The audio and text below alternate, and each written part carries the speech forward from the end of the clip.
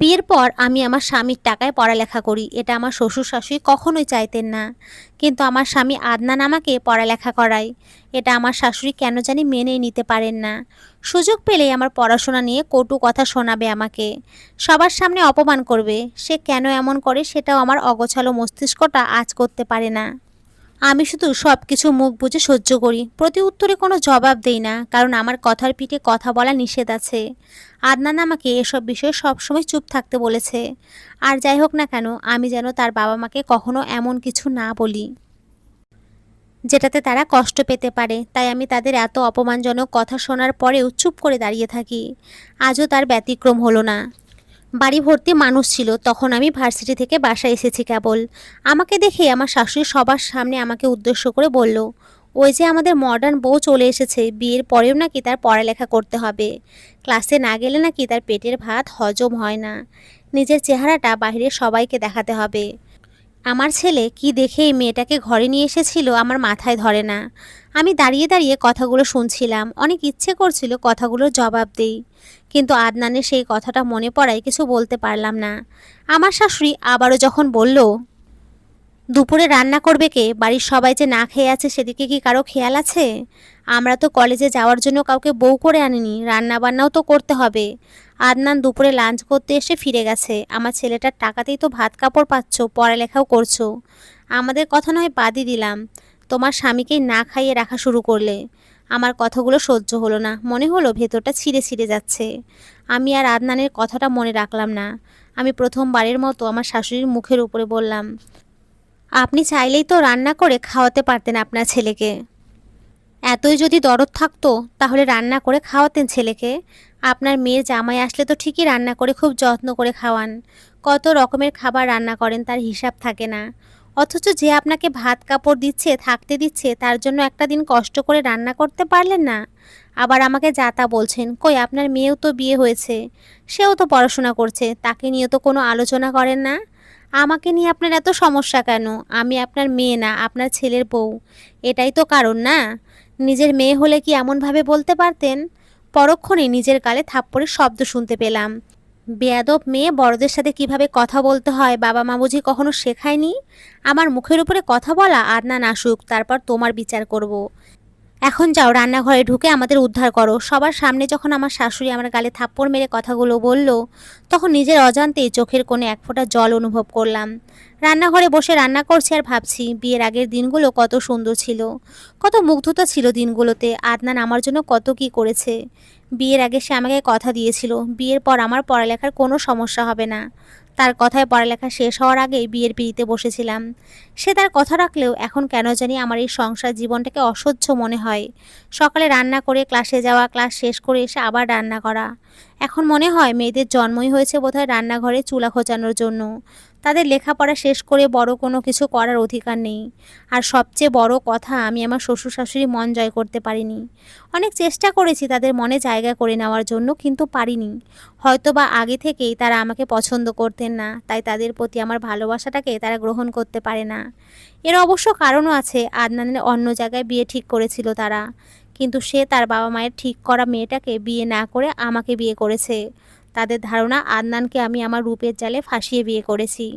রাতে যখন আদনান আমাকে বলল, দুপুরে কাজটা তুমি একদম ঠিক করনি, বড়দের সাথে এভাবে কথা বলা তোমার উচিত হয়নি। আর সবচেয়ে বড় কথা, তারা আমার বাবা মা, আমার জন্মদাতা। বাবা মায়ের অপমান কোনো ছেলে সহ্য করবে না, আমিও করব না। তখন আমি বললাম, তুমি আমার কথাটা শোনো আগে, কি হয়েছিল, তারপর না হয় যা বলার বলবে। তোমার মা আমাকে সবার সামনে যা তা বলছিল, আমার সহ্য হয়নি।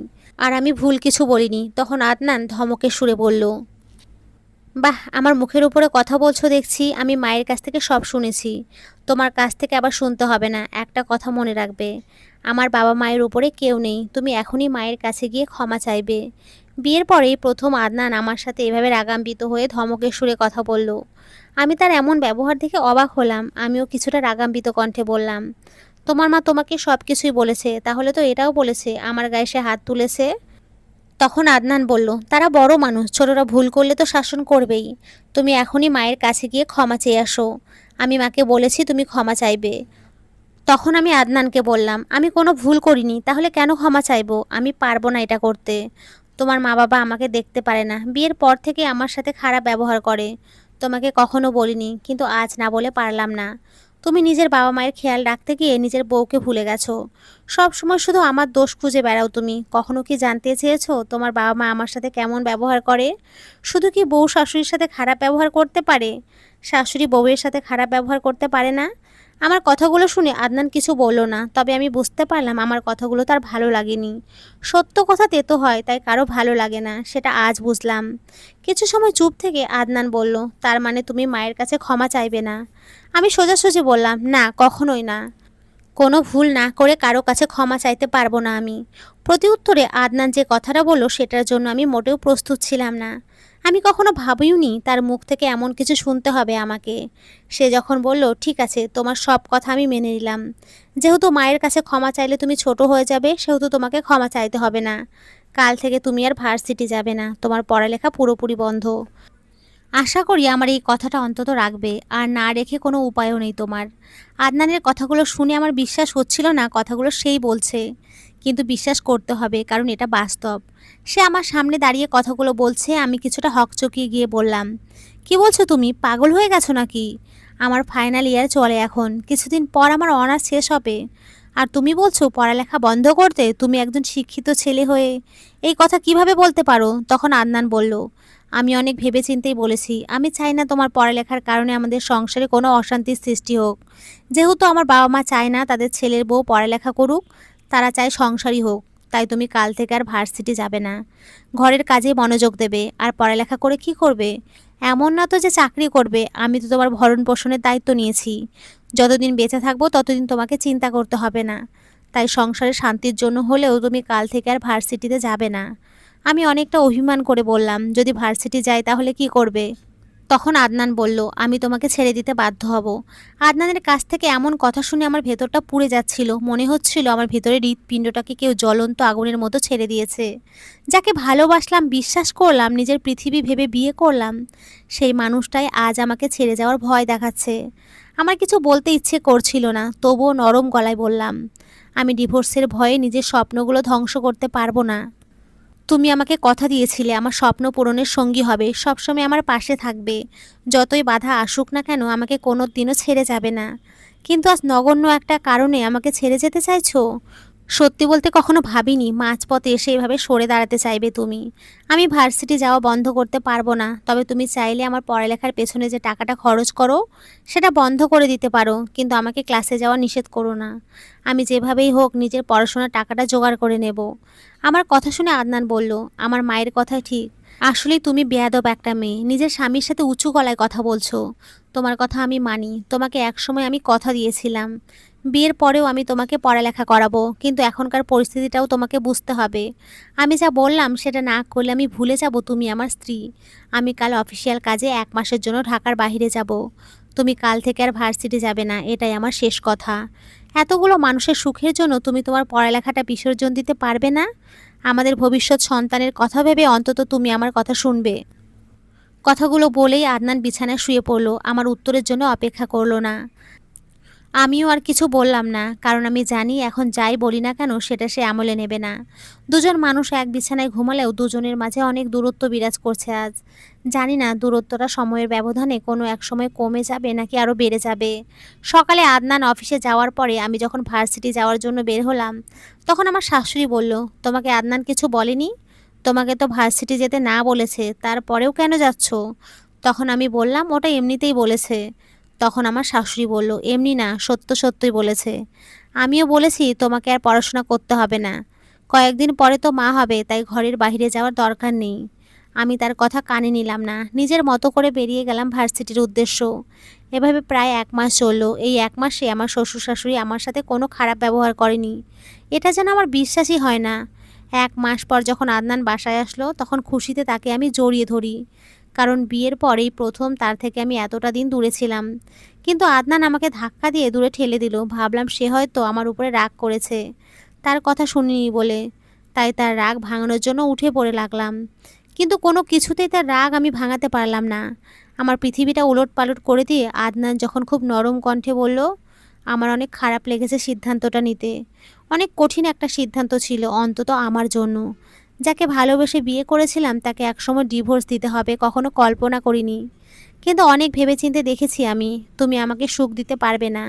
যেই মানুষটা আমার জন্য, আমার পরিবারের জন্য নিজের ছোট্ট একটা স্বপ্নকে বিসর্জন দিতে পারেনি, সেই মানুষটা ভবিষ্যতে আমাকে সুখ দেবে এটা আমার বিশ্বাস হয় না।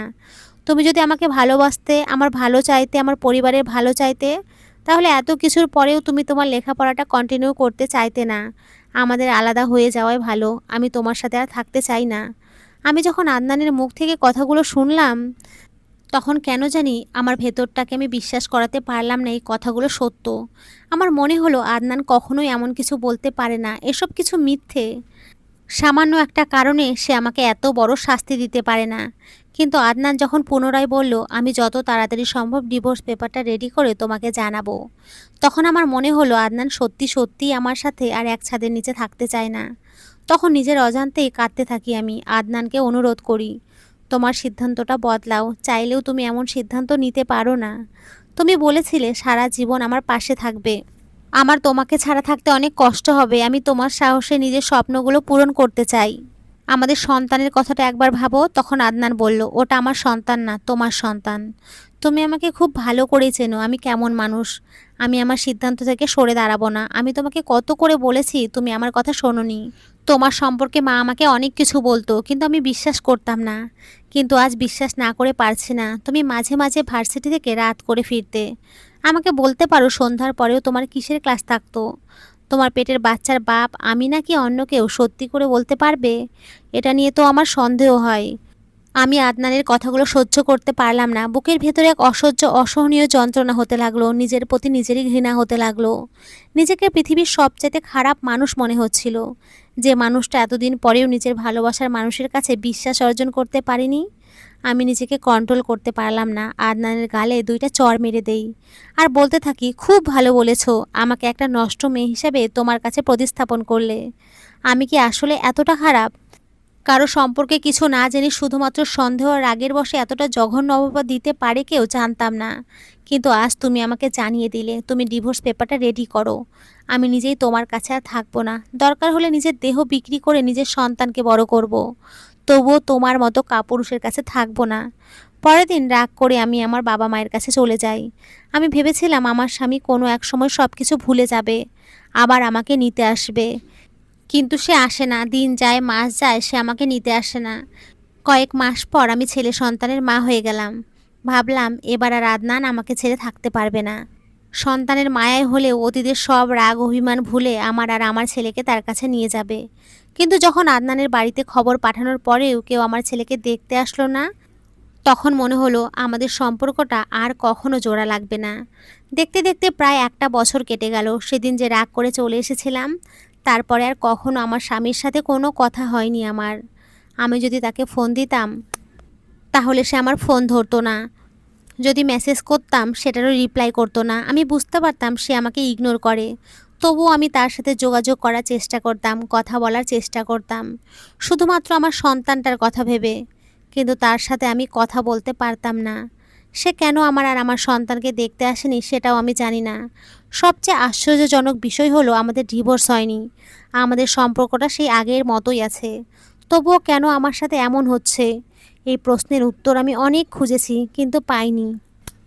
এক বছর অপেক্ষা করার পরেও যখন আমার স্বামীর বাড়ি থেকে আমাকে নিয়ে যাওয়ার জন্য কেউ আসলো না, কিংবা ডিভোর্স নামক শব্দটার মাধ্যমে আমাদের সম্পর্কটা ছিন্ন করার জন্যও কারো আগমন ঘটলো না, তখন আমিও আমার স্বামীর জন্য অপেক্ষা করা একেবারে বাদ দিয়ে দিলাম। নিজের জীবনটাকে এগিয়ে নিয়ে যাওয়ার জন্য জীবন যুদ্ধে নেমে পড়লাম। সেদিনের পর থেকে আমি আমার স্বামীর জন্য অপেক্ষা করতাম না। তবুও মাঝে মাঝে মনে হতো কোনো একদিন সে আমাকে নিতে আসবে। কোনো একদিন আমার শ্বশুর শাশুড়ি তাদের ছেলের বউয়ের অভাব বোধ করবে। কিন্তু দিনের পর দিন চলে যায়, এমন দিন আমার জীবনে আসে না। আমার একাকিত্ব জীবনের প্রতি অনেক বিতৃষ্ণা কাজ করতে থাকে। আমি চাকরির জন্য ঠিকমতো পড়তে পারতাম না আমার বাচ্চাটার জন্য। একসময় বুঝতে পারলাম আমাকে এগিয়ে যেতে হলে কষ্ট সহ্য করতে হবে। আমি আমার ছোট্ট বাচ্চাটাকে বিছানায় শুইয়ে মনের ভেতরে হাজারো কষ্ট চেপে রেখে পড়তে বসতাম। যখন দেখতাম বাচ্চাটার কান্না বেড়েই চলছে, তখন আমি পড়া থেকে উঠে তার কাছে চলে যেতাম, তার কান্না থামাতাম। একসময় বুঝতে পারলাম আমার ভাইয়েরাও কেন জানি আমাকে আর আমার সন্তানের প্রতি কিছুটা বিরক্ত। বিরক্ত হবারই কথা, কারণ কোনো ভাইও হয়তো চাইবে না তার বোন তাদের বাসায় সারা জীবন থাকুক। আমার অবস্থাও তেমন। আমার স্বামী আমাকে ছেড়ে দিয়েছে, হয়তো আর কখনো আমাকে তার কাছে নিয়ে যাবে না। মাও কেন জানি আমার সন্তানটাকে খুব বেশি ভালোবাসতে পারে না। আমার ভাইয়েদের সন্তান নিয়েই সব সময় থাকতে হয় তাকে। আমিও কখনো এটা নিয়ে কিছু বলি না, আর বলবোই বা কী করে। অনেক দিন পর পর যদি বাপের বাড়ি আসতাম তাহলে হয়তো আমার সন্তানের জন্য তার নানা বাড়ির আদরটা আলাদা করে তোলা থাকতো। কিন্তু যেখানে সব সময় নানা বাড়িতেই পড়ে থাকতে হয়, সেখানে এর থেকে বেশি কিছু আশা করা যায় না। 1 বছর পরেও আমি ভালো একটা চাকরি পেলাম না। অনেক পড়ালেখা করার পরেও সরকারি চাকরি নামক সোনার হরিণের খুব কাছাকাছি গিয়েও খালি হাতে ফিরতে হয়েছে আমাকে। তবুও আমি হতাশ হলাম না। কিন্তু যেদিন মা আমাকে আড়ালে ডেকে নিয়ে বলল, তোর জন্য একটা ছেলে দেখেছে তোর ভাইয়েরা, কতদিন আর এইভাবে একা একা জীবন কাটাবি বল? তোরও তো জীবন আছে, তোরও তো ভবিষ্যৎ আছে। তখন আমি মাকে বললাম, আমাকে নিয়ে তোমাদের এত চিন্তা, আমাকে আর আমার সন্তানকে দুবেলা খাবার দিতে খুব বেশি সমস্যা হচ্ছে তোমাদের। তোমাদের তো কোনো অভাব নেই, টাকা পয়সা সম্পত্তি, এগুলো তো আমারও ভাগ আছে। সেগুলোর বিনিময়ে তো আমাদের দুজনকে তোমাদের কাছে থাকতে দিতে পারো। তখন আমার মা বলল, তুই আমাকে ভুল বুঝছিস। আমরা সবাই তোর ভালোই চাই। জীবনে টাকা পয়সা সব না, স্বামীর সংসার ছাড়া মেয়েরা অচল। ছেলেটা অনেক ভালো, তুই কথা বলে দেখ, তোর ভালো লাগবে। তখন আমি মায়ের মুখের দিকে তাকিয়ে বললাম, ঠিক আছে, তোমরা যেহেতু চাইছো বিয়েটা করি, তাহলে না করব না। তখন মা বলল, একটা সমস্যা আছে, তবে কিছুদিন পরেই ঠিক হয়ে যাবে। আমরা বলেছি তোর বাচ্চা কাচ্চা নেই, বিয়ের পর তোর ছেলে আমাদের কাছে থাকবে। আমি জানি একজন মায়ের সন্তানকে ছেড়ে থাকতে অনেক কষ্ট হবে, কিন্তু এছাড়া কি করার আছে বল? তোর সন্তান আছে জানলে এত ভালো ছেলে তোকে বিয়ে করবে না। তাই এমন বলেছি। 2-1 বছর গেলেই তো সব ঠিক হয়ে যাবে, আমরা তোর খারাপ চাই না।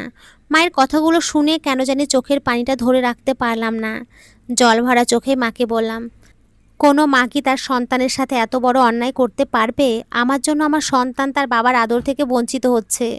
এখন আমিও যদি ওকে রেখে চলে যাই, তাহলে কি ওর মন থেকে বাবা মায়ের প্রতি শ্রদ্ধা উঠে যাবে না? তোমরা যেমন আমার খারাপ চাইতে পারো না, তাহলে আমি আমার সন্তানের খারাপ চাইবো কী করে? আমাকে বিয়ে করার আগে আমার সন্তানকে মেনে নিতে হবে। যে আমার সন্তানকে মেনে নেবে আমি তাকেই বিয়ে করব। তাছাড়া আমাকে বিয়ে দেওয়ার ব্যর্থ চেষ্টা করবে না কখনো। আমার সন্তানের জন্য আমি পৃথিবীর সব সুখ বিসর্জন দিতে পারি। আমার মা সেদিন আমার দিকে তাকিয়ে কোনো কথা বলতে পারেনি, কারণ তিনিও একজন মা। তারপরে আমার সন্তান ধীরে ধীরে বেড়ে উঠতে থাকে। একসময় আমি প্রথমবারের মতো আমার সন্তানের মুখ থেকে মা ডাক শুনি। সেদিন আমি আমার ছেলেটাকে জড়িয়ে ধরে অনেক কেঁদেছিলাম, কারণ যেদিন আমি আমার সন্তানের মুখ থেকে মা ডাক শুনি, সেদিন আমি বেঁচে থাকার মতো কিছু একটা করতে পারি। অনেক কষ্ট সহ্য করার পর আমি চাকরিটা পেয়ে যাই। আমার বাবা মার বাড়িতে কোনো অভাব ছিল না, তবুও নিজের চাহিদাটা পূরণ করতে পারতাম না। কখনো ইচ্ছে করে কেউ কিছু দিত না। তারা ভাবতো 3 বেলা খেতে দিচ্ছি, থাকতে দিচ্ছি, আর কি চাই? অথচ দুইজন মানুষের বেঁচে থাকার জন্য থাকা খাওয়া বাদে আরও অনেক কিছু লাগতো। আমি সেগুলোর অভাব ভোগ করেছি। তাই চাকরিতে জয়েন করার পরের দিনই আমি আমার আপনজনদের থেকে দূরে সরে যাই। আমার চাকরিতে জয়েন করতে অনেক সময় লেগে যায়, তাই চাকরি হওয়ার পরেও অনেক দিন বাবা মায়ের কাছে থাকতে হয়েছে। সেই জন্য চাকরিতে জয়েন করার আগের দিনই আলাদা একটা বাসা নিয়ে নেই। আমি যখন চাকরিতে জয়েন করি তখন আমার ছেলের বয়স 3 বছর। 3 বছরের একটা ছেলেকে রেখে অফিস করাটা যে কতটা কষ্টের, কতটা যন্ত্রণার, সেটা শুধু একজন মাই উপলব্ধি করতে পারবে। কিন্তু এছাড়া আমার কোনো উপায় ছিল না। কাজের মেয়ের কাছে রেখে অফিসে চলে যেতাম। এসে যখন কোলে নিতাম তখন ভেতরটা জুড়িয়ে যেত। এভাবে আরও 2টা বছর কেটে গেল। আমার ছেলের বয়স তখন 5 বছর। আমি বুঝতে পারলাম আমার বেঁচে থাকার জন্য আমার ছেলেটাই যথেষ্ট, আর কাউকে দরকার নাই আমার জীবনে। স্বামী, সংসার, বাবা মা, কাউকে দরকার নাই। হঠাৎ করে একদিন আদনান বাসায় এসে বসে আছে। আমি তখন অফিসে ছিলাম। বাসায় এসে যখন তাকে দেখলাম তখন খুব বেশি অবাক হলাম না, কারণ আমি অনেক আগেই এই মানুষটার জন্য অপেক্ষা করা ছেড়ে দিয়েছি। আমাকে দেখা মাত্রই আদনান উঠে দাঁড়ালো। অনেক কথা হলো তার সাথে। আমি তার কাছে জানতে চেয়েছিলাম কেন সে আমার কাছে আসেনি। সে কোনো উত্তর দিতে পারেনি। বুঝতে পারলাম সে আমাকে আর আমার ছেলেকে নিতে এসেছে। তখন কি বলবো কিছু বুঝতে পারলাম না। নিজের অজান্তেই বললাম, তুমি যদি দীর্ঘ 5টা বছর একাকিত্বের স্বাদ নিয়ে আবার আমার কাছে ফিরে আসতে, তাহলে আমি তোমাকে গ্রহণ করে নিতাম, কিন্তু তুমি তো তা করনি। তুমি বিয়ে করেছিলা, যদিও আমি জানি না এটা সত্য কি না। তবে বিয়ে না করলে এইভাবে নিজের স্ত্রী সন্তান ছেড়ে 5টা বছর থাকতে পারতে না। আর সবচেয়ে বড় কথা, আমি আমার ছেলেকে সবসময় বলে এসেছি তার বাবা নেই। তার বাবাও আমি, মাও আমি। আমি আমার ছেলেকে কখনো মিথ্যা বলতে শেখাইনি। আমি চাই যেটা সে জেনে এসেছে সেটাই সত্য হোক। আমার কথাগুলো শুনে আদনান আর কিছু বলেনি। আমার ছেলেকে ঘুমন্ত অবস্থায় দেখে দুঃখী মনে চলে যায়। আমার খুব ইচ্ছে করছিল তাকে বলতে, তুমিও থেকে যাও, কিন্তু আবার মনে হলো কাউকে কথা দিয়ে কথা রাখা উচিত। সূর্য যদি তার কথা কোনোদিন না রাখে তাহলে পৃথিবীটা সেদিন কালো অন্ধকারে ছেয়ে যাবে। আমিও চাই না আমার ছেলে আমাকে মিথ্যাবাদী হিসেবে জানুক। সমাপ্তিটা অন্যভাবে হতে পারত। মেয়েটা পড়ালেখা বিসর্জন দিয়ে তার স্বামীর কাছে ফিরে যেতে পারত, কিংবা তার স্বামী তাকে বুঝিয়ে নিয়ে গিয়ে সুখে শান্তিতে সংসার করতে পারত। একটা সংসারে ভাঙন কারোর জন্য সুখ বয়ে আনে না, বিশেষ করে সন্তানের জন্য। প্রতিটি সন্তানই বাবা মায়ের আদর ভালোবাসা পেতে চায়, কিন্তু এই বিচ্ছেদের কারণে অনেক সন্তান বাবা মায়ের পবিত্র আদর থেকে বঞ্চিত হয়। এর জন্য দায়ী কারা? শুধুই কি বাবা মা, নাকি আশেপাশের মানুষও? অনেক সময় আশেপাশের মানুষের কুযুক্তিতে ঘর ভাঙে। বিচ্ছেদ হলে আগেই হওয়া উচিত। সন্তান হওয়ার পর যেন কোনো বাবা মা নিজেদের সংসার না ভাঙে, এটাই কাম্য। সন্তানের মুখের দিকে তাকিয়ে হলেও নিজেরা কম্প্রোমাইজ করে একসাথে থাকা উচিত। বন্ধুরা, তোমরা সকলে খুব ভালো থেকো, সুস্থ থেকো। সকলকে অসংখ্য ধন্যবাদ। নমস্কার বন্ধুরা।